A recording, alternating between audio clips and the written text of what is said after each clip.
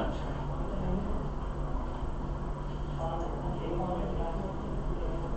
Brother का आपको याद होगा पहले वाइट लेकर के आई। हाँ, तो एक्चुअली है इनकी तीनों आर्टरीज में ना ब्लॉकेज, तो उसमें थ्योरेटिकली बाईपास फर्स्ट ऑप्शन होता है।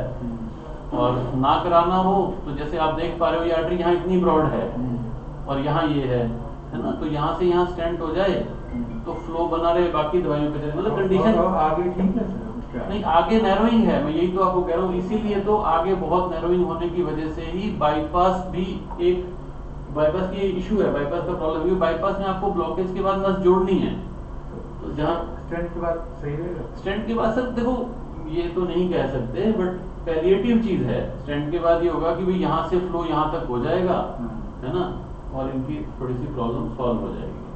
प्रॉब्लम इनकी ऐसी है, नसें ऐसी हैं कि मतलब काफी डैमेज हैं, मल्टीपल जगहों पे ब्लॉकेजेस हैं डायबिटीज की वजह से। काफी लेट है हम इनका इलाज कराने में, वैसे देखा जाए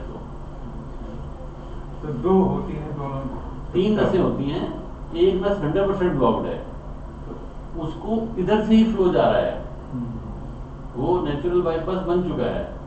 तो वो इसी में से जा रहा है उसका। हाँ सर, ये देखो ना, अगर आप इसको लंबे थोड़ा सा वो देखो तो जो, हाँ ये देखो, जैसे ये लेफ्ट की आर्टरीज हैं, तो ये जो एंड में भरती है यहाँ से ये वो राइट वाली भर रही है, जो बंद है वो इधर से भरने लग जाती है जब धीरे धीरे होता है। तो आपको लग रहा है कोई एक बार कोई अटैक हो चुका है? Definitely sir, 110%। कोई आर्टरी अगर 100% बंद है और उसका नेचुरल बाईपास बना हुआ है तो अटैक तो हो ही चुका है। अच्छा, लॉन्ग है, दिस इज नॉट रीसेंट, मतलब एटलीस्ट 4-6 महीने तो हो ही गए हैं, पुराना 6 साल भी हो सकते हैं, पर 4-6 महीने तो हो ही गए हैं, क्योंकि ये जिस हिसाब से भर रही है साइड से, तो अंदाजे से ये तो कहा ही जा सकता है कि एटलीस्ट 4-5 महीने तो हो ही चुके हैं। इसमें हुआ क्या होगा, उधर की आर्टरी बंद हुई होगी, इधर से फ्लो जाने लग जाता है धीरे धीरे जब बंद होती है। डायबिटीज में ये खास देखा गया है, तो आदमी को फील नहीं होता है, थोड़ा पेन वेन का वैसे भी डायबिटीज में कम महसूस होता है।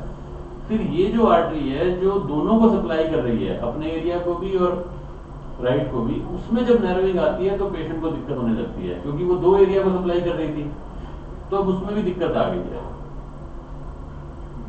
ठीक है, थर्ड में भी है दिक्कत, लेकिन वो अभी मेडिकली मैनेजेबल है, तो ये सिचुएशन है। सही रहेगा सर देखो, आर्टरी को खोलना है, ब्लड सप्लाई पहुंचानी है, डायबिटिक हो, तीनों आर्टरी में ब्लॉकेज हो, तो मैंने आपको बताया कि theoretically bypass is the first option. उसकी जो प्रॉब्लम्स है वो ये हैं कि डिस्टल आर्टरी खराब है और ग्राफ्ट में मतलब रिजल्ट उतना बहुत अच्छा हमें ना भी मिले। ना कराना हो तो stenting is a very good reasonable option, एक आर्टरी में स्टेंट हो जाए, बाकी मेडिसिन पे चलते रहें, है ना। स्टेंट की अपनी जो प्रॉब्लम्स हैं कि उसमें 5 to 10% रीब्लॉकेज का चांस होता है, वो आपको भी मालूम ही है ना।